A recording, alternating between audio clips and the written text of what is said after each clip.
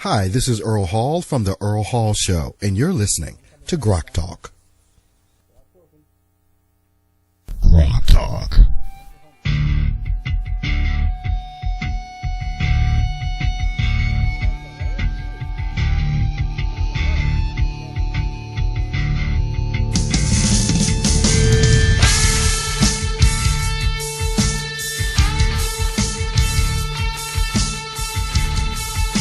Welcome back to GrokTALK, where we're having all kinds of fun trying to reach guests today on the phone. So we are still dialing Andrew. Hopefully we will have him in a few minutes. He has a primary competitor now. Walter Havenstein has entered the race. Say it again. And we have divergent opinions on Walter Havenstein. Once again, there's tremendous relief amongst establishment Republicans that somebody rich has entered the race. Meanwhile, there's a very interesting trail of checkered domicile, driver's licenses, and all that stuff, which imply that he may be more Maryland than New Hampshire in spite of having maintained a residence here. I think Ed has done a lot of background research on this, and he demonstrated, in comparison to other situations, that he has domicile in the state and that he is eligible to run. He is, of course, very wealthy. He's a big-time establishment guy, and the GOP in New Hampshire does love a guy who can fund his own campaign. Yeah, I'm absolutely cool with that. I think that's how it should be.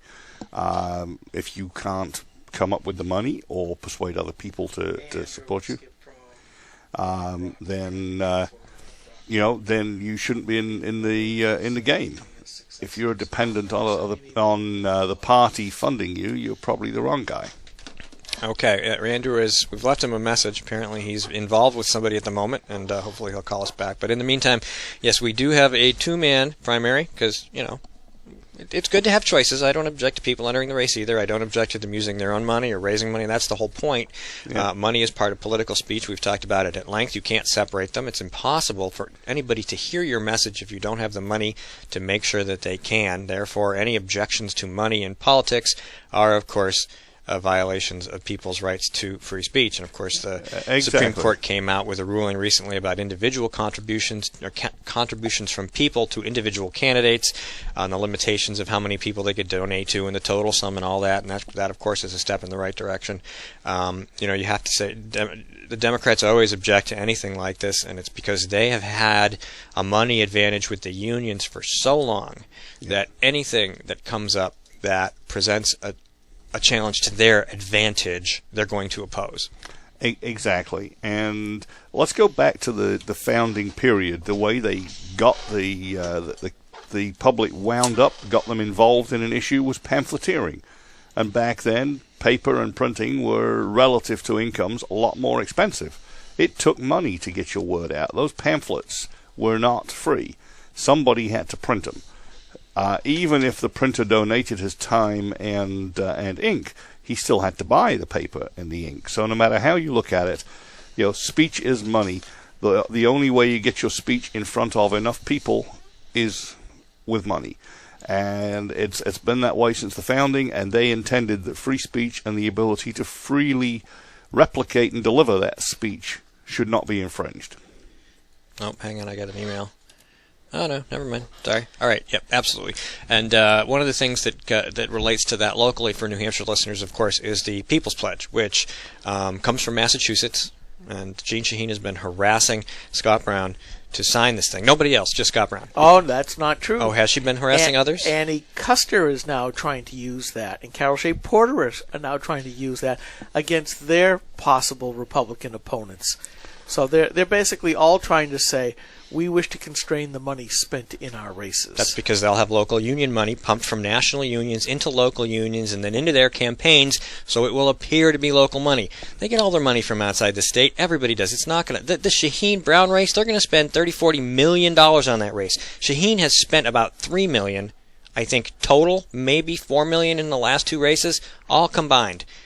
When Scott Brown ran against what's-her-face there, Elizabeth Warren... $42 million. $42 million between the two of them. Yeah. Actually, maybe more. Just on that one seat. and they signed the pledge. So there is no way that money all came from inside Massachusetts. It didn't. It came from everywhere else. It gets funneled in, and I think the Democrats are better at funneling it, and they know it. And this is exactly my point about the stateless senator that I made earlier in the week, which is that Brown is not a creature of New Hampshire. He may have been born near here. He may have been raised partly here, and he may live part-time here. But he doesn't care where he's from. He cares about having his ass in a seat in the Senate in Washington, D.C. The means justifies, or the end justifies the means, and if he can't get elected from Massachusetts, as left as it is, he'll get elected from New Hampshire. And I don't buy that. Well, I am way behind in getting my notes down from the questions at the shindig that you threw for Scott Brown, so we could hear what he had to say. And I can't get out of my head, one of the questioners said, I want you to get elected, and then I want you to forget about the fact that you're from New Hampshire. I want you to be for America, which is, the stateless senator. And that's not the way that this was supposed to be, but thanks to progressives, that's the way it's become. But, that stat, that $46 million that was spent on a single state Senate seat in Massachusetts between him and Granny Pocahontas Warren. You look at that and you go, my gosh, look how much money is spent. Well, the reason for that, and more will be spent, is because the stakes are so high, because government is so expensive, and so many people in crony capitalism can make so much money from it. That's probably a piddling amount compared to the amount of influence that that's a whole idea. It's the influence part of government on everybody's life that makes it so expensive. Really which brings us back to Rick Perry and making government inconsequential in our lives. Sorry, Steve, go ahead. No, that's fine. That's an excellent point, and we could do that. They're so concerned about all this money in these Senate races. Just get rid of direct voting of senators. It'll all go away. Yeah. The lobbying money will go away in D.C. The special interest money coming into the state at the state level for Senate races will go away because they will have absolutely no influence. It will start to get directed. You'll have lobbyists at the state level, sure, because the legislature would elect a senator or appoint a senator, and there would be some. But you have more control over that. If my House rep is voting, or any of my House reps are voting any of the ways I don't want them to vote for anything, including the senator, I have the ability every 2 years to replace them, and it's not that hard to do. I have a suggestion, and I think more and more we're starting to see it. None of them go to D.C. to do their votes. Everything's done telecommuting. Put a webcam up. Let them do it from there. Then it'll be more expensive for the lobbyists to do what they want, but easier for the in-state people to make their voices heard, because now they don't have to travel to D.C. Not only that, put the webcam in the guy's private office, keep it on all the time, so that everything he or she says is a public record. Then you think that the cost of these races are going to go down? I like your idea of going back to the pre-17th Amendment. That's the argument, though. I mean, that's where all the money comes from. Yeah. You're talking about stopping outside influence. You don't need a pledge. You just need senators to be appointed by legislatures like they were originally intended, so we don't get, even if Scott Brown came here and came to the legislature and said, I want to be your next senator. Okay, the legislature decides. We decide we don't like their choice, we replace the legislature. Then they would have to come to the state legislature and make their case for why they would be the best ambassador of New Hampshire to D.C. And if the senators down there screwing up voting for Obamacare when they shouldn't be, the legislature says, you vote for it, you're gone. Yeah. And then they are. Yeah. It's that simple. And even if it's the next 2-year cycle, it's still, the threat is still hanging over them. Right, exactly.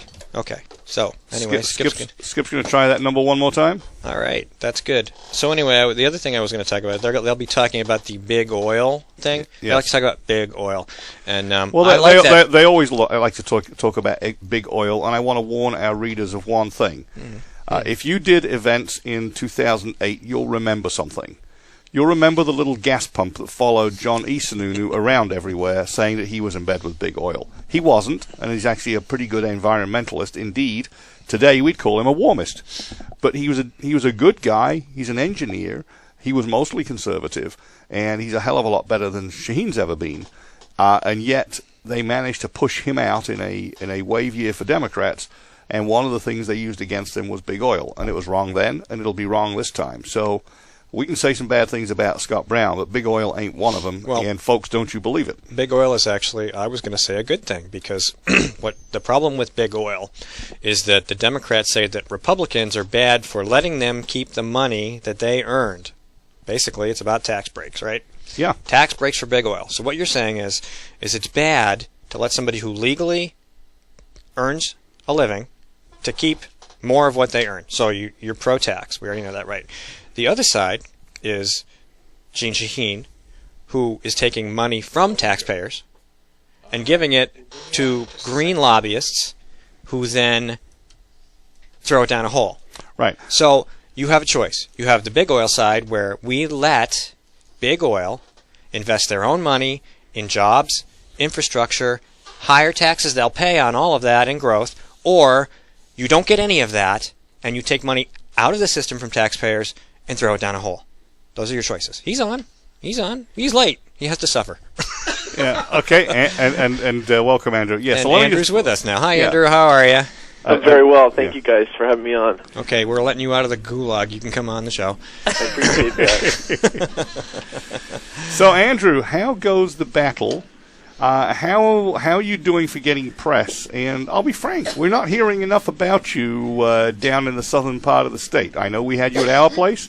I know we had Varish from the pharmacy down, and I know you got a good reception. But aside from that, we're not hearing much. And what are you doing to get your name recognition up there? That's question number one. Sure. I mean, we've been very, very busy. I mean, we have done now. Well, we announced on January 30th. And I think that we've done now over 70 events. This week we did 14 different manufacturing stops. If you see on the Facebook page, we have been all over the state in the last couple of days, going all over the state, visiting specifically manufacturing. And honestly, what we're doing is we're working very hard at, I would say, the grassroots level. We're trying to get in front of as many voters as we possibly can. We're shaking as many hands as we can, and the press will come. They are infatuated with Scott Brown, and it's going to be a very real challenge just to kind of break through any of that noise at this point. But I think that we're out and we're being as busy as we can and being as active as we can, and we have a strategy that will come into place here to kind of help to break through some of that noise. Okay, that's wonderful. And how do you feel about your primary challenger? And do you obviously feel you have a better set of policies, and frankly, so do we. But let's hear what your thoughts are. Well, I don't really know. I don't know Mr. Havenstein, I guess. I don't really know him. I don't know exactly where he's going to be coming from on some of the issues. I think this is going to be one of the challenges. Is for the last 5 years I've been working, consistently at the grassroots level. A lot of the grassroots activists know who I am, and we've worked together on different projects, throughout the years, whether it's Stop the LLC tax, or it's this campaign or that campaign. We have some, we've been in the trenches before, and I honestly just don't know much about Walt or really where he's coming from, so I can't necessarily comment on that. What I do know is that some things that I think will be in contrast is I'm against Common Core and against federal education. I'm a pro-life candidate, and ultimately respect the state constitution, and as governor, plan to uphold that. Well, that's a great start. Okay, round to Skip. Well, there's a lot of things that obviously we're concerned about here in the grassroots, but I think the biggest thing is how sovereign, how independent is the live free or die state going to be under your governorship? We see all kinds of rules, regulations, money being thrown at us from D.C., in order to go along to get along. Here's all this money you can use as long as you spend it our way. Right. Is that something that you will just welcome with open arms, or are you going to take the beady-eyed look at this and go, I'm not so sure that we really want to do this because of the long-term cost that might come with it down the road? There is a two-part answer. Number one, I am absolutely terrified, I think is the right word, by New Hampshire's dependency upon D.C. for its survival. If you sort of take a very simple SWOT analysis of our state, and T being the threats, I think our greatest threat is our dependency upon Washington. And I may even go a little bit further and say it's not even just our dependency, but it's our connection to Washington. We have here in New Hampshire some very real challenges, and I would go as far as to say that a majority of those have come from our just utter dependence. When over the last 10 years we've had Democrat governors, and they have literally carte blanche sold out the state of New Hampshire. I think, and I've been telling people all over the state of New Hampshire, that our sovereignty matters, and it's something which we need to stand up and we need to reclaim. And the 10th Amendment was written for a reason, and it still has as much meaning today as it did then. We still have as much constitutional authority to enact the 10th Amendment today as the day it was written. And I think that we need to, from the state's perspective, really take a hard look at the money that's coming in and the sovereignty that's going out. Because ultimately, that's what we're doing. We're trading some dollars for sovereignty, and that's a trade which I'm never, excited to make or really willing to make. And I understand that to be United States, at some level, you have to make that decision. And some of the guys who wrote the Federalist Papers talked about that. Specifically, Madison referenced this a number of times. And it's ultimately a trade that has to happen at some level. I want that to happen at the lowest level possible. And today, that balance is completely out of whack. And it's something which, as governor, I would seek to return to its proper balance.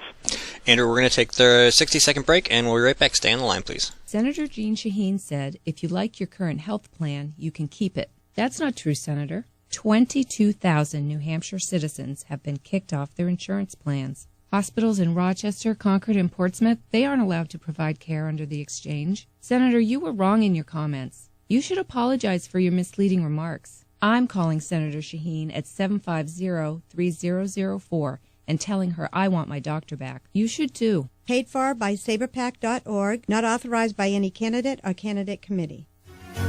This is a coalition of New Hampshire taxpayers. We're located at 8 North Main in Concord, New Hampshire. This is a repository for all things conservative and municipal. So if you have a problem in your town, your school, your budget committee, the right to know law, and now, at the top of our list is voter fraud. You have a tip for us, some information for us, you want to join or help us out, cnht.org.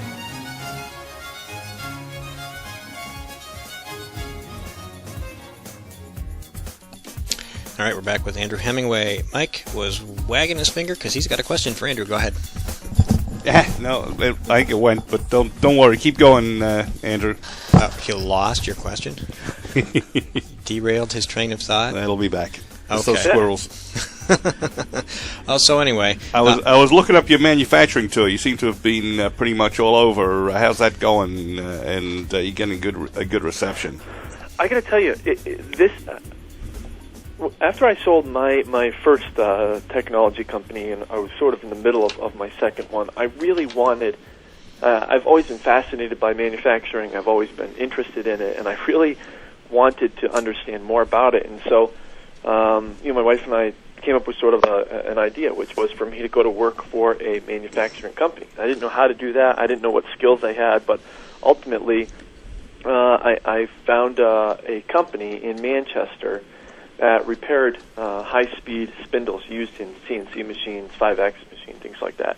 And I applied, and I went to work there as a marketing manager for a year. I did that because I really wanted to understand manufacturing. Now, I was doing some other stuff on the side and, kept doing some things, but I traveled all over the state and the country learning the sort of the ins and outs, as much as you can in a year about sort of the manufacturing industry in New Hampshire. And being a repair facility, you were all the time going into different facilities, different companies, different businesses, and you got a very real perspective on across the board. And I love it. I cannot tell you how much I am just still fascinated every time I see a machine, just slicing through some aluminum like it's butter. It's an amazing thing. And they punch in some coordinates and they bring out a high-tech piece of machinery. I think it's amazing. We went all over the state. Some of the highlights this week were Sylvania in Hillsborough, an amazing company. They're doing some just unbelievable things. That facility in New Hampshire produces over 1 million headlights a day. What? You go and you're walking around and you're seeing the technology that's in this place and the efficiency that this place runs at. It's just unbelievable. They're doing an amazing job there. I'm just was very, very thankful for the time that they gave me. It was very well received. We talked about the cost of energy, electricity specifically. We talked about right to work over there. We talked about what it would take for them to move more of their business to New Hampshire, and ultimately that's what I want to be doing as governor. I think we have enough people in Concord who debate policy all the time. I think the role of the governor is ultimately to get out, to get into boardrooms, to talk to them about New Hampshire, and to move these companies as best as we can to New Hampshire and do whatever we can to help them. Yesterday, that's not true. 2 days ago now, I was over in Newport at Ruger, and you guys have to. We should all go over there at some point. Maybe we should do a GrokTALK from Ruger's plant some Saturday morning. They got a range there as well. They have a range there as well. Unbelievable group of. Let's do a sponsored GrokTALK from there. That's what I'm saying. I think that'd be fantastic. Their leadership team is really top notch, sharp guys who really know their business, know what they're doing. I have a Ruger on my hip right now. There you go. We were able to shoot the new Super Red Hawk 454, wow. And my wrist still hurts from that. No, I'm having envy. It's okay. It was unbelievable. But yeah, we went in the range, went all through the facility. It was a great tour, a great time there. Met a lot of the employees, a lot of the workers. They now employ over 1,500 people in the Newport, Claremont area. And, one of the things that they said to me over there that was startling was that they recently decided to open a new facility in North Carolina. The number one issue for them choosing a facility and looking at a new relocation spot, do you know what the number one issue was when they started their sort of filter of states? Right to work. Yeah. That and the gun-friendly environment, I would imagine, as well, not like Connecticut and New York. They said to me, number one, it's right to work. Number two, we don't believe New Hampshire wants our business any longer. Can you imagine that? I mean, I'm sitting in this boardroom talking to these guys, and I'm going like, no, we do. We really do. I mean, 1,500 jobs, high-paying, high-quality jobs in the Newport, Claremont area, and they have the very real feeling that New Hampshire doesn't want their business. That is an enormous problem. I can't even underemphasize how critical that business is to that portion of the state, and really to the entire state. 1,500 jobs is a lot of jobs in New Hampshire, and I think that they are with some eyes definitely looking further at some more expansion in North Carolina. They didn't say that to me, but I think that probably the handwriting's on the wall here, and we've got to fight for their business. Yeah. We've elected Democrat governors for the last 8 years.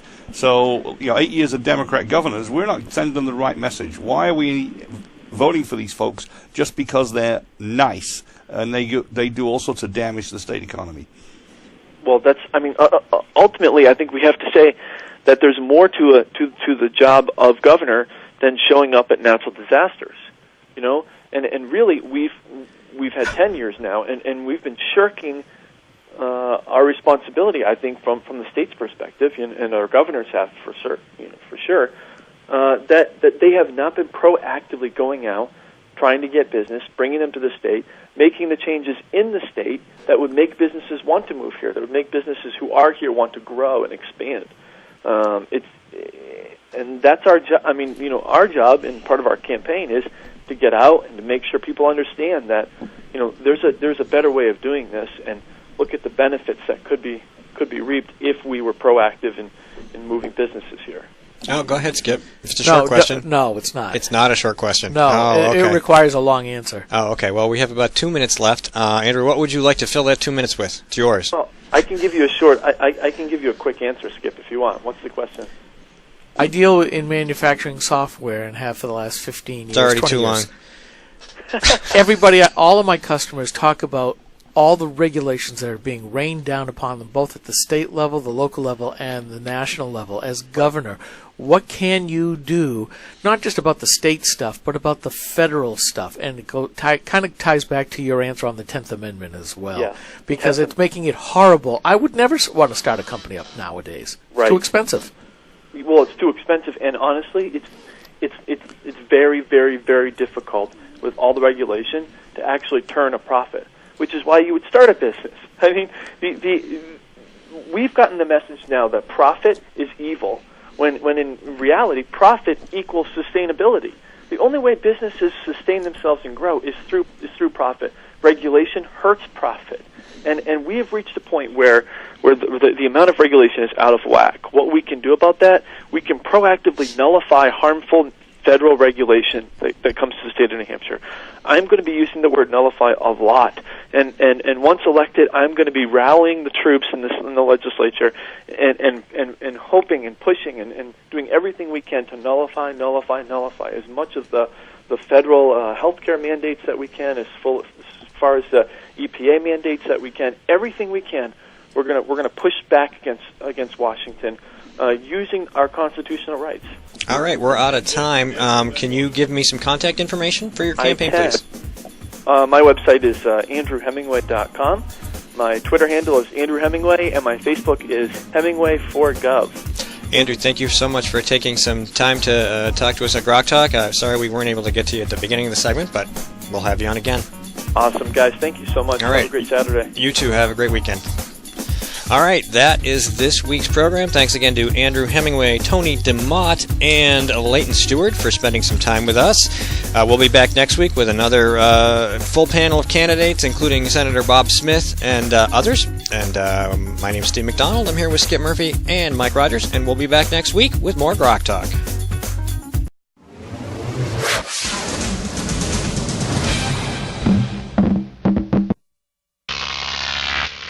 Grok TV.